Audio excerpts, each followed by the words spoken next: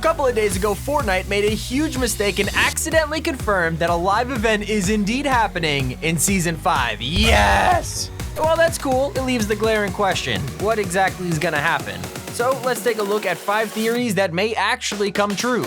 And please guys, drop a like for good luck that the live event won't get delayed. I'm already starting to get flashbacks to Season 2. But let's start off strong with number 5, the John Jones is boss theory.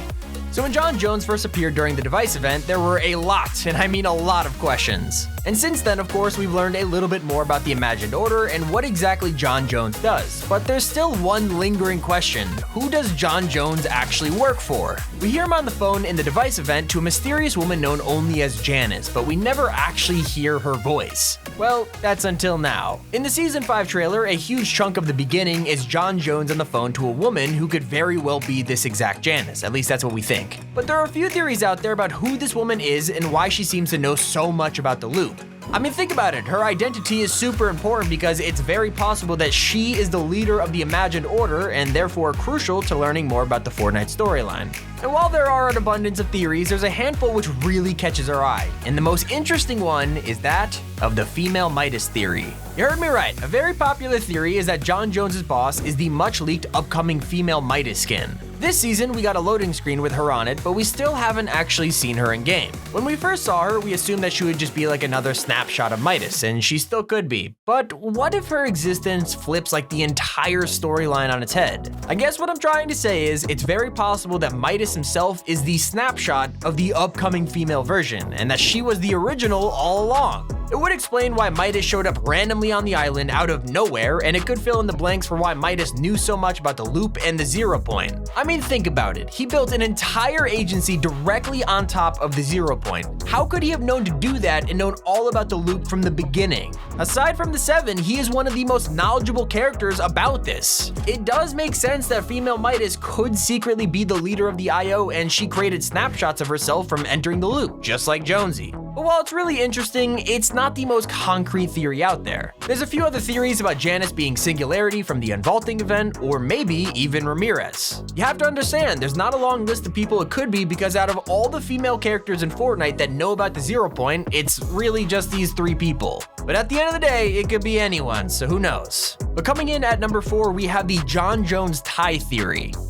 So a huge theory has been circulating around the community recently, and the more people that learn about it, the more interesting it actually becomes. It started off when we spotted John Jones in the trailer for the Terminator bundle. Nothing too out of the ordinary here until people look closer. An artist named Polak on Twitter posted a theory of his which pointed directly at the tie around his right arm. This one.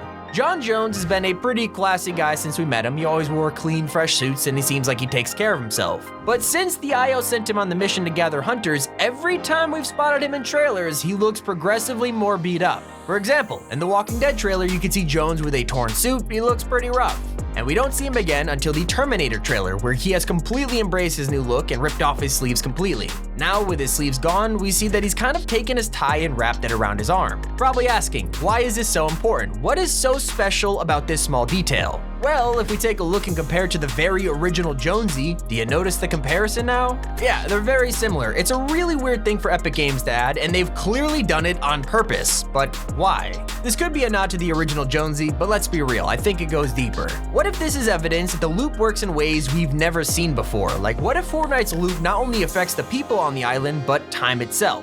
This sounds crazy, I know, but what I'm saying is that Chapter 2 could be a sequel, but also a prequel. And I can see how that's confusing, so let's take a step back a second and discuss this. After Polak's theory went viral, people began adding their own ideas to it, and a new theory in the community has got me really excited to learn about the loop. There's a really popular Netflix show called Dark, and without delving into spoilers, it's pretty much about a time loop, very similar to the concept of the Fortnite storyline. And in this tweet right here, it's helpful to know that Donald Mustard says that this show inspired him on how the story of Fortnite looks and feels. So, if you think about the Jonesy tie theory and then compare it with the themes presented in Dark, a cool idea comes up and I'll say it now. What if the Fortnite island is one big time loop? To quote from the theory, characters in Dark often try to prevent certain events only to end up causing them. And so it's basically a paradox. The Chapter 2 island was created by the 0 point, but the theory is that eventually it will go back to being the Chapter 1 island. Pretty much just an endless loop. Think about it, every season has been a mimic of the original Chapter 1, so what if we're in one bigger loop? And while this is a really cool and thought-provoking theory, there are of course a ton of holes in it, but hey, what theory doesn't have holes? And obviously these are very large-scale theories, so let's get back down to earth and talk about number 3, which is the Season 5 live event theories. What's exactly gonna happen? So, it's all been confirmed that we have a live event right around the corner. From leaks to the fact that there's literally a 0 point in the middle of the map, let's cover exactly what this live event could be. There's quite a few theories on what will happen during the event, and it's purely because of how little we know. The possibilities are kinda endless, but that makes me even more excited, so here's what we do know. Bunker Jonesy has been dropping hints since the beginning of the season, and there's a few odd lines of dialogue from him that really stick out when you think about them. Clearly, Epic Games are using these NPC dialogue lines to practically hand storyline info to us, and I'm not complaining, I love this. The first line of dialogue that I want to talk about is the one where Bunker Jonesy says the vans, the bunkers, the elevators, it's all tied together, it must be. And this isn't the only time that he mentions vans. He says, I still think those vans could be our way out of the loop, but who owns the vans? IO, Ghost, maybe Bigfoot, they've got us trapped. And well, the only vans we could really think of in Fortnite are the reboot vans, and it seems like Bunker Jonesy confirms this when he says he's not sure who makes those reboot cards, but he doesn't trust whoever it is. What I'm trying to say is that Bunker Jonesy is hinting at the reboot vans being important to escaping the loop. It also proves that there are actually people on the island right now plotting an escape, which could spell trouble for John Jones when it comes to the live event. I mean, his whole job is to make sure no one escapes, and it looks like Bunker Jonesy is really trying to escape. So this gives us a few theories to work with. The obvious being that John Jones tries to escape the 0 point and reseal the bridge, but we escape before we could do so. Or we could have a pretty simple event where the 0 point is contained successfully, but we later learn that like a person escaped. Maybe things get interesting though. In the Season 5 trailer, we know John Jones' boss specifically mentions by name the Seven. It's the very first time we've heard their name spoken since Chapter 2 began, and it was very clearly done intentionally. It's very possible, if not certain, that the Seven will make an appearance during this season's event. Whether it's in a huge battle with the IO for control of the 0 point, or it's simply coming in at the last second to save the day, it has a huge chance of happening.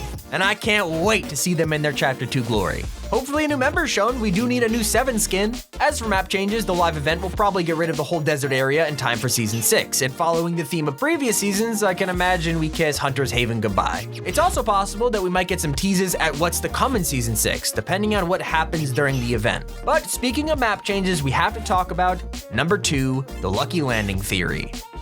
So a few weeks ago, Fortnite's social media accounts were completely taken over by a mysterious hot pink logo and tweeted some pretty cryptic stuff. It was a transmission from who we now know as V directly to Drift. It was basically a huge tease for the V skin, and the social media account was quickly reset, with all the tweets deleted in a couple minutes after the transmission ended. But the most interesting part of this tease was Fortnite's Twitter header during the quote-unquote hack. It showed V, Drift, and Catalyst running across rooftops that look awfully like they belong to Lucky Landing. And that brings us to the Lucky Landing theory. Season 5, since it began, has been bringing back old Chapter 1 locations silently. I mean, even the OG starter island is the same. And because old locations are returning slowly but surely, and the fact that Lucky Landing was literally teased by the Fox Clan takeover, it kinda seems like it could come back. And yet, it hasn't, which is why this remains a theory. There's still plenty of time before Season 5 ends, but the clock is ticking, so will we get Lucky Landing or not? And if so, what other old POIs are out there that have yet to return? I'm kind of excited to learn more. I do want to know more about Fox Clan, otherwise that whole tease was for nothing, and that would be kind of frustrating, but we'll see what Epic does. And if we're talking about what's left of Season 5, it brings us to our 5th and final theory. Let's finish off with number 1, the remaining Hunters theory. Back in December, we got a package delivered to the Top 5 Gaming headquarters from Epic Games themselves. It included a letter addressed to John Jones with a ton of items that belong to the various hunters in Season 5. Basically, each item on this list is trying to hint at a hunter that's coming or has already come. Let's take Terminator for example so you kinda understand. His item was the sunglasses. Does that kinda make sense? Well, since we got the package, a ton of hunters have come out. Here's which ones have come to the island so far, and now obviously it leaves us with only a few teases that haven't been solved. Right now, the hunters we think have yet to come are the ones belonging to Hand Wraps, the Scratcher, Space Bananas, an Ant Farm, and Tokens. So basically a bunch of nonsensical items that mean nothing on the surface, but if we dive deeper into them, they start to make a little sense. The tokens have been super interesting, as most of us initially thought it would be Geralt from The Witcher. It makes sense, right? But recently, some leaks have come out for a skin named French Fry, and the footsteps kinda sound scarily like those of Foxy from Five Nights at Freddy's. It's important to know that Fortnite likes to codename leak skins with the first letter of their name. So with the codename being French Fry, we get FF, and that very well could be Freddy Fazbear. We also have Space Bananas teased, and a lot of people think that this could be the obvious choice of Winston from Overwatch. And sure, it could be, but my guess is that it's gonna be Samus from Metroid, and here's my evidence. In the very first Metroid game, Samus visits a planet with a monkey-like race called Edacoons. They love bananas, and that's kind of our best guess so far. It's far-fetched, I know, but so was the candy for Master Chief, and that happened. Anyway, we also have hand wraps, and this one is kind of hard to pinpoint. With all likelihood, this could be someone from a game like Street Fighter or Mortal Kombat. But once again, my prediction is that it's gonna be LARA CROFT from Tomb Raider. A lot of people have been wanting the Tomb Raider herself to come to the game, and we realized that yes, she actually does wear hand wraps, like a lot. Look at all these hand wraps, it has to be her. As for the ant farm, our only real guess is Ant-Man, and that's pretty much it. It's also very possible that the golden hand scratcher could be female Midas, like that's the only one that makes sense, and that's literally every hunter that is probably gonna come to the game. But that's all for our theories video. Click on screen right now to check out this awesome video. This has been Tommy, you're watching Top 5 Gaming. Subscribe or something, bye.